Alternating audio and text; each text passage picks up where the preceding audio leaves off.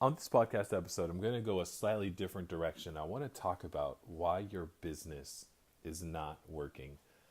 In this episode, I'm going to ask you to do some self reflection, go over these 5 key areas where I see failure, and ask yourself which one of these is causing my downfall and keeping me from where I could be going. So I'm going to hit the jingle, then we're going to dive in.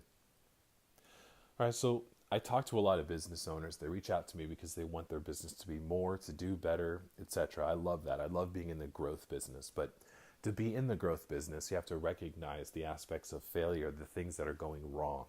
I want to talk about 5 things that I've seen where people are doing things that are hurting themselves. Now, as I go through these, I want you to ask yourself, which is this something that I need to address? Is this something that is personally affecting me? So the first one, and this is the most common, not taking the appropriate amount of action. We know that big results come from big actions, right? Now, it doesn't mean long hours. It means big action. Let me give you a couple examples. So there's, you could spend a lot of time, writing a blog and creating a video, etc. But is that really the action you need to take? Or is the action you need to take the big push of writing out a webinar, doing something that's going to have like a good evergreen content, writing a sales letter, etc. It's sometimes the things that are the most comfortable for us, like blog posts, are not actually the things that we need to be doing. Or maybe the thing that you like to do is go to networking meetings. And I love networking meetings. I love being able to shake people's hands. But is that really a good use of your time? Think about it. If you get 15 of the same people in the room all the time and you're just kind of talking about each other's businesses, there's no masterminding going on. There's no, you're just sending a couple referrals back and forth every now and then, hoping that you're going to get one. Is that a good use of your time? Probably not. Probably not. But it's comfortable. It feels good. We see our friends, right? And I'm not saying don't do that, but I am saying if you don't complement that with something else, if that's your only excuse for networking, if that's the only thing that you're doing, then you're not doing it well. You need to take an appropriate amount of action to build the business that you want. We'll talk about some other things a little bit later on, but the appropriate amount of action usually looks like something that you're going to have to do that's uncomfortable. The second thing that I see, and this is this hurts, penny pinching yourself to a slow death. Penny pinching yourself to a slow death. If you are in business for yourself and you're not investing in yourself, whether that's through education, mentorship, etc., you're going to slowly but surely die because you have no one there by your side to help you wade through the different things that are happening in your business. And I'm not saying you need a personal business coach to talk to. I know those are expensive. You may not be there yet, but it is so important to be around a group of people that can speak into your business, that are already where you want to be or even higher, so that they can help you navigate the waters of business. Also, if you are penny pinching yourself on your advertising, you're shooting yourself in the foot. If you are not spending money on ads, you are shooting yourself in the foot because you're not putting yourself in a position to win. I talk to some business owners and I don't know exactly what they think is going to happen with their business because they're not spending money on ads. They're not networking in the right places. And I'm like, where are the clients going to come from? And they don't know. That's why they call me. So I help them. And that's one of the biggest things one of the first things I help them with is ads. They have to be willing to spend. The third and final thing where you penny pinch yourself to a slow death is not setting up some kind of affiliate system or a referral system or bonuses, etc. Now, depending on your business, I know that there are some restrictions around that, or maybe it get kind of weird. But if you do not reward the people that are sending you business, that will eventually dry up. And what I mean by that is, it doesn't have to be cold hard cash, depending on what you're doing. But take them out to dinner, give them a gift, send them up, like you can do things that, depending on scale, big, small, etc., that will mean the world to them and help them and make them know that you appreciate them, you're grateful. And don't just don't just write a letter. Like, put something in there of value. When you don't do that, you're penny pinching yourself to death, because eventually those referrals will stop if they don't feel appreciated and if they're not getting something of value in return. And by the way, one other thing that you could do is give them a referral on top of the gift that you're sending them. The third thing that I see businesses do that suffocates the life out of their business is not charging enough.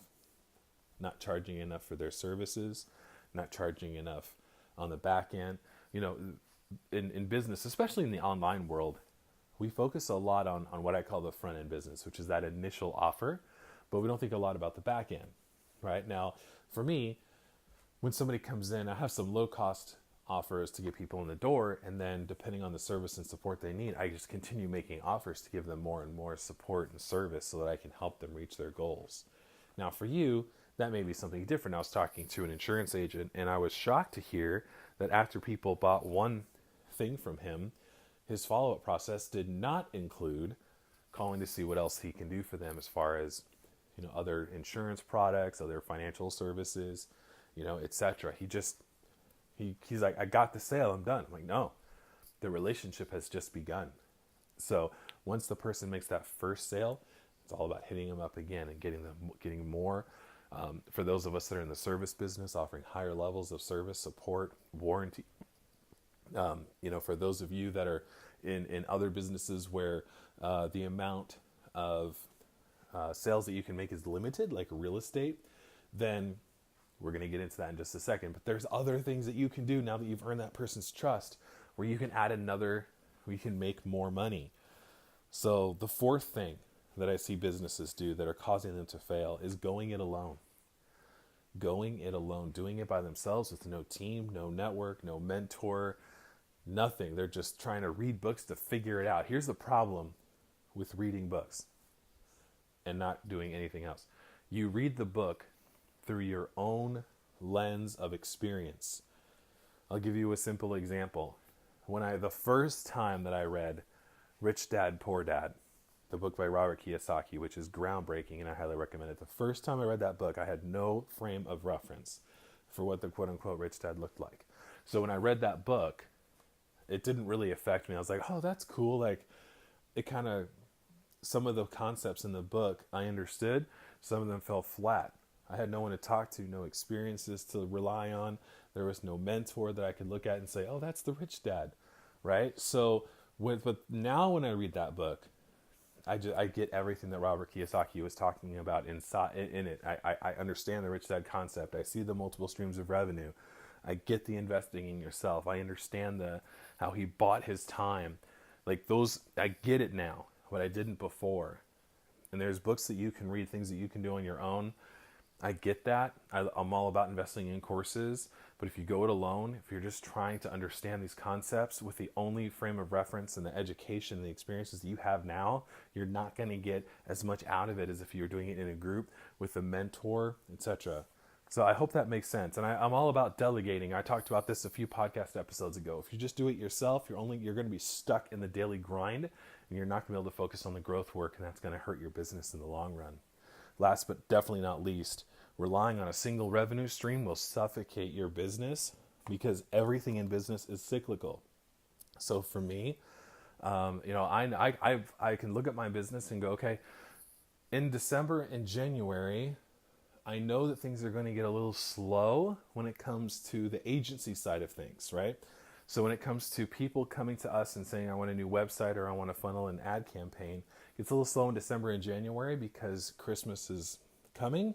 And then after Christmas, they're slowly ramping up into January. They don't really want to talk about new campaigns. So I understand that. So after suffering through that for a few years, I realized that I needed to change up what I'm offering in that time period. I need to work on, offering some coaching, or I need to just focus on building courses, or, make different, unique offers. Now I have multiple revenue streams, and I recommend the same for you. It doesn't matter if your business is, something like real estate or insurance. You can offer other things. You can get involved in a multi-level marketing company. You can look at affiliate marketing. You can come up with a referral relationship. I love this guy. There's a real estate agent that I know. Every single time he talks to somebody, every contact that he makes, he refers them over to a solar guy, and if they buy solar, he gets $500. He takes that $500 referral bonus as people buy, puts it in a savings account for when things get slow and needs money for a rainy day. The dude is smart. He understands that he built the relationship with the client. The client knows him, trusts him, and is willing to take an appointment with a solar guy if they're not super opposed to solar. And he's building his revenue streams based on the trust that he's already created with the customer. You need the multiple streams of revenue so that when things get slow, when things are not going the way when cycles hit, we all know they do. It's seasonal, cyclical, the economy goes up or down. We have that other stream. So I'm here for you. I want your business to grow. And if you would like to come under my mentorship and if you'd like me to help you with your business, I want to offer you a free month of our VIP coaching where we go live every single Friday and I help walk you through the different areas of your business. Go to alexbranning.com/VIP. But if you want even more support, go to alexbranning.com/call, CALL call. Let's hop on a phone and see if I can help you on an even more personal level by becoming your personal business coach. Have a great rest of your day. I'll talk to you soon.